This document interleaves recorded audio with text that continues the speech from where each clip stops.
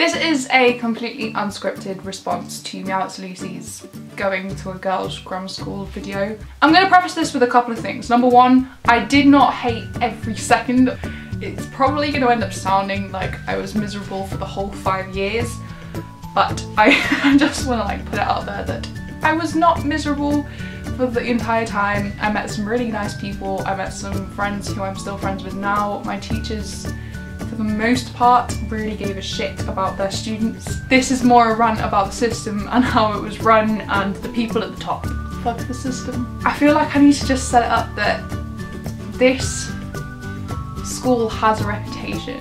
It is one of the top schools in the country, and they are very aware of the fact they have a reputation, and they are very aware of the fact that they need to uphold a certain image and uphold a certain student that they want to portray to the general public, and make people keep thinking that this school is the school that everybody should go to, and it is like the aims. Think Oxbridge of high schools. This is what my school saw themselves as. The main thing that was wrong with my school and the way it was run in general was mental health and the mental health facilities. They were weak. They were incredibly weak. We had one general counsellor that we had from beginning to end who dealt with all the mental health issues.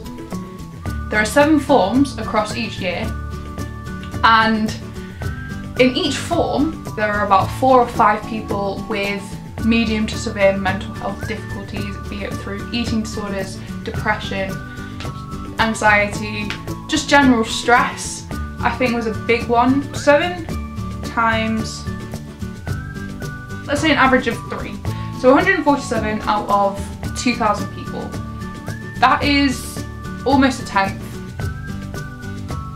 with one counsellor who does half-an-hour sessions, and I think she only came in twice a week.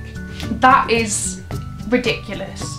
And the school did nothing. The school did not give a shit. I have a friend who asked for help at the start of year 12 with depression, suicidal thoughts. She left at the end of year 13, not being seen by anybody. They just left her on a waiting list for 2 years. I've heard stories of people actually being in hospital for attempted suicide. They come in the next day after being in hospital and they're asked why their essay hasn't been written, or they're asked where their coursework is. It's just, the lack of regard from teachers was quite worrying.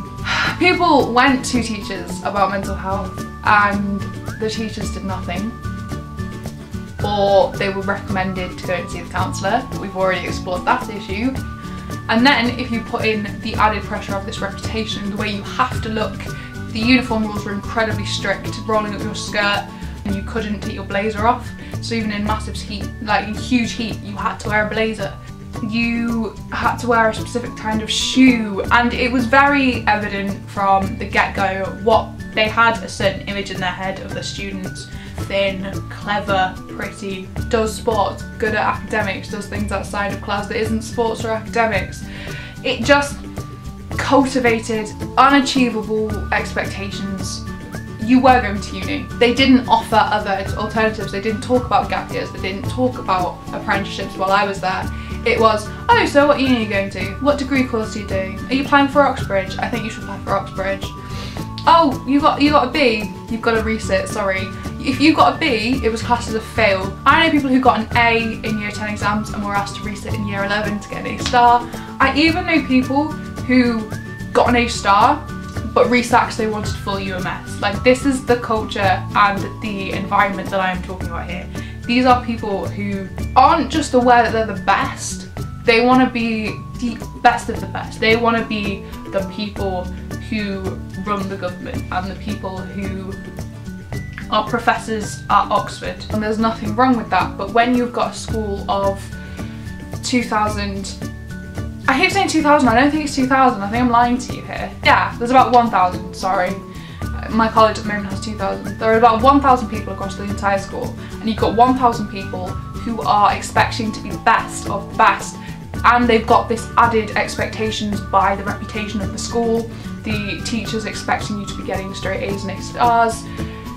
it starts to become an issue, and the stress is something that you definitely feel from the get-go. In year 8, which is the year that you should not really be giving a shit about anything because it's not important, I was the most stressed I've ever been. And I have applied for university, I applied for Oxford, I went to an Oxford interview, I have done A-levels, I have done GCSEs, I have done musical theatre performances, and the most stressed I've ever been was year 8 me, who just broke apart. Everybody having their own expectations as it is, and then having these expectations from outside put on them. You just get very stressed, and then stress leads to mental health. And then the school doesn't help with your mental health. The school was set up in a very rich area where I live, and there is an expectation that you have that money no matter where you're from. You have the money that the people in the area do because you go to that school. You've got to be rich. It wasn't even a private school. I dyed my hair in year 9, and they were very strict about hair dye. Like, you weren't allowed to dye your hair. Simple as. Like, no natural colours, no unnatural colours. If you dyed your hair, you'd be bollocked. And I was. I dyed my hair red and then put brown over the top in time for school because I dyed it red over Easter. And it came out a purpley colour because 14-year-old me didn't understand mixing dyes. The assistant head took me out of assembly and was like, have you dyed your hair? Yeah. Can't you tell? You need to go and get that stripped. You need to go to the hairdressers and pay to get that stripped. Oh, okay. I'll go and pay £60. It's alright, I've got that. I've got that, I'm a 14-year-old, but I've got that. I didn't get it stripped, I just let it grow out and had hideous roots for 2 years. But there would be people who were more inclined to follow the rules than I was, who would be like, oh, okay, and go home and say to their parents, we need £60, I need to get my hair stripped, I need to like dye my hair back and everything. They're really shouting at me, and these parents would be able to afford it. Charity days were usually raising money for the school instead of for charity. We didn't celebrate children in need. We never wore our own clothes for children in need. Own clothes days were only ever set up in order to raise money for either our school or our partner school in South Africa. We never really did any charity work, but we like to portray ourselves as charity workers because that's good for the reputation. There were loads of stuff about how we did all this for charity. I was on charity committee in year 11. The majority of charity days that we set up were for our own school. And that really annoyed me. I've seen like the amount of effort they put in order to raise money for the school, in order to raise money for the new fucking salad bar, which was horrendous, or the sixth form canteen, which apparently is also horrendous. But then when you want to raise money for starving people or refugees, they just didn't. For a school, for an institution that cared so much about its reputation, it really did not care about charity, did not care at all, which is obscene with the amounts of money that we raised. We raised £3,000 for a salad bar in the canteen that nobody uses, but we can't raise that amount of money for charity. Another thing that really annoys me, and it didn't annoy me much at the time, a group of sixth formers set up a, I think it was like an I need feminism page, and they would have signs and they'd say I would need feminism because, and the boys' school, they ridiculed the page, and I think they threatened some people on the page. Our school, instead of, you know, telling the boys they were wankers and, you know, get like action on the boys, they told the girls to take the page down because it was obviously the girls' fault that they posted these pictures of them needing feminism. It's obviously the girls' fault, the boys were doing nothing wrong. Now at the time, I saw the logic because I was like, oh okay, if the girls hadn't posted the I need feminism photos, like, no one would they wouldn't have said anything. They were just asking for people to give them shit. But looking back, that's completely bollocks.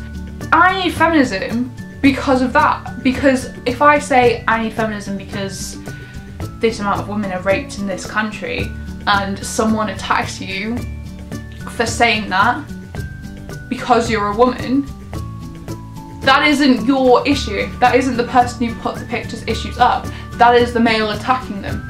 And I think this was actually in The Guardian, this article, but It was handled so badly. It treated the girls like they were the issue. And for a school that is like, yes, science, yes, women can do what they want. If you ever tried to put the label feminism on anything, they would run away screaming because it would make them sound bad. They never really educated about anything to do with that. They never really educated anything to do with social justice at all. We maybe had a couple of lessons in PSHE in like year 7, but then it was dropped. And we were taught more important things like, you know, I'm sure I spent a lot of lessons learning about zebra crossings. I'm sure that was a lesson that we did. Oh wow. Another thing that really annoyed me about school, and I think Lucy mentioned this in hers, was sex education. My sex education classes were truly awful. We learnt about periods and basically like the biology of a period. Oh, we had a lesson where we put a condom on a banana, and that was counted as sex education. You know, if you could put a condom on a banana, go off sex, it's fine. We didn't get taught about birth control. We got taught that the best way to prevent STDs and pregnancies is to not have sex. I feel like that is something that should be explored, especially in a girls' school where it's expected that the majority of students are going to be on these tablets by the time they leave. Our school had sat down and been like, right, this is what you need to know, these are what the symptoms are, this is quite common, so go to a doctor's if you think this is wrong. We weren't taught about periods in a way that we could apply to daily life. So I know people who had really irregular periods, but they thought that was normal. And it wasn't until they went to doctors years later and the doctor was like, that's not okay, let's get you a scan, that they realised that maybe it wasn't normal to have a period every 6 months. But my school never told you that, which is ridiculous because it's a girls' school. Why were we not taught about girls' biology in a girls' school? What? But yeah, that's everything I think. I can't think of anything else that really, really annoys me at this moment without getting too specific into what school it was. But yeah, I will see you next time. Thank you for watching and I hope you enjoyed it. Bye!